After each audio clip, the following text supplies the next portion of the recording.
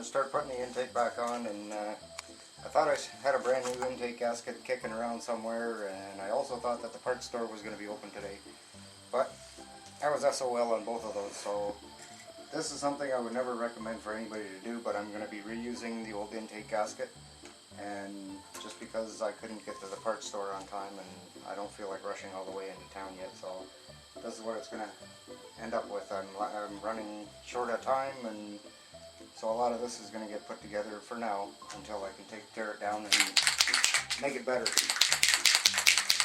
This is a high-tack spray gasket, and I've plugged off all of the intake ports here. This is very sticky stuff. It bonds very well to the gasket. Hopefully it'll work just as good on a used gasket as it does normally. And I'll just spray this all up here. It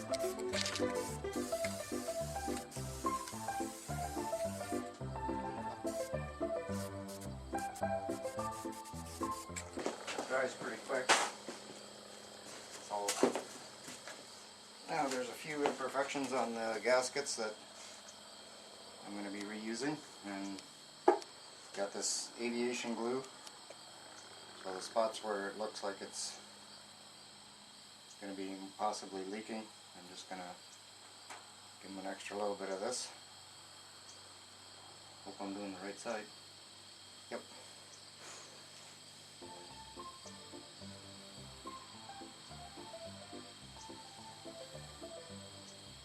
And there's just cover up some of the spots where the gasket's a little bit broken.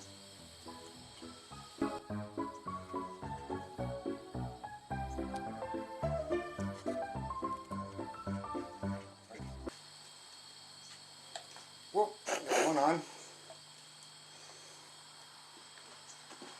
And number two. This one looks in better shape than the other one. But the back of the engine here is usually a problem spot on these. So make sure I do that one up with this here. This doesn't really ooze out like silicone does, and it dries up very solid. The spray tack and everything in there, this should stick very nice. Should last me enough to get me through Gopher Dunes once. That's all I need. I'm taking some silicone here, and I need to put it in in between the corners here for the gaskets. This is a must on any small block intake, especially on the older ones. Some of the newer ones you have to make an entire bead across here with silicone. But this is an older style. You don't use silicone in the middle, in the center part where the ribs are. Those ribs are there to seal it, and if you put silicone in between there, you can wreck the seal by doing that. So you just leave that blank, that completely empty there like that. Now these rubbers here, they've got notches in the corner, and what you need to do is smear some silicone there, stick that into place. Do that on every corner.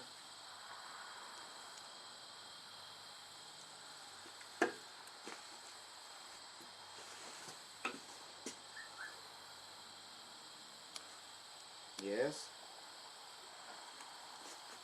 That's my wife whistling at me up there through the window.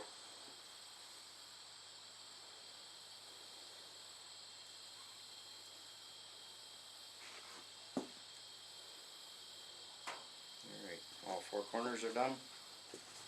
Give it one more spray from the inside.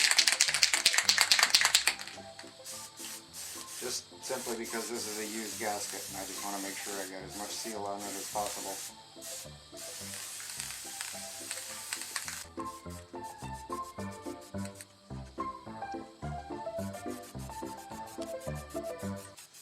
This spray gasket is very good for head gaskets as well. It really bonds them down, and this is a recommended spray for head gaskets.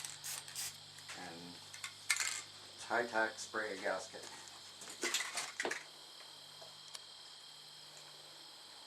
I don't think I need to do much of anything else. I'm going to do a little bit this corner yet.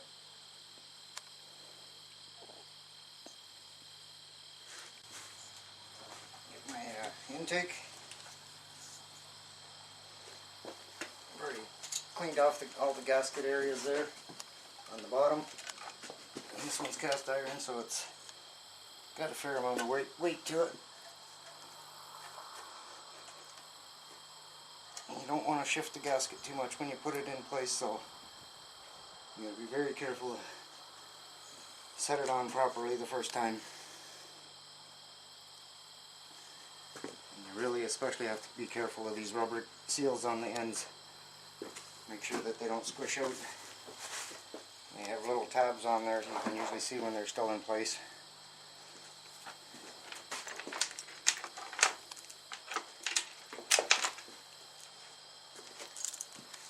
I'm going to start putting the bolts in.